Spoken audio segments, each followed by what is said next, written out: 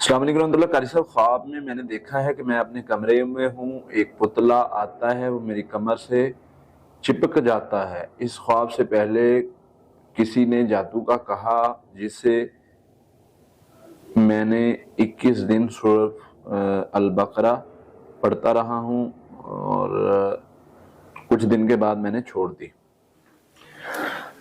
اچھا جی، اس میں یہ دیکھیں کہ جو آپ کو خواب آیا ہے، یہ مطلب اس طرح کے مسائل کی طرف ہی اشارہ ہو سکتا ہے، یعنی جادو جنات کے مسائل کی طرف ہی اشارہ ہو سکتا ہے۔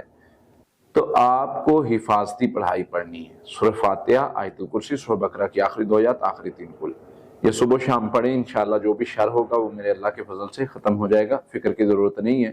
آپ حفاظتی پڑھائی پڑھیں گے۔ سورہ بقرہ کا بھی عمل بہت بہترین ہے، لیکن حفاظتی پڑھائی سے یہ شر اللہ کی رحمت سے، اللہ کے فضل سے ختم ہو جاتا ہے۔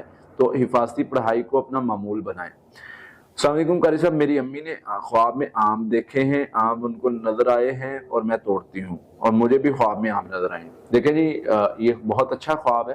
اگر آپ کو خواب میں آم نظر آتے ہیں یا آپ توڑتے ہیں یا مطلب کوئی آپ کو دے رہا ہے کسی بھی صورت میں، تو یہ بہت اچھا خواب ہے۔ اللہ تعالیٰ آپ کو خیر سے نوازیں گے، برکت سے نوازیں گے، کامیابی سے نوازیں گے۔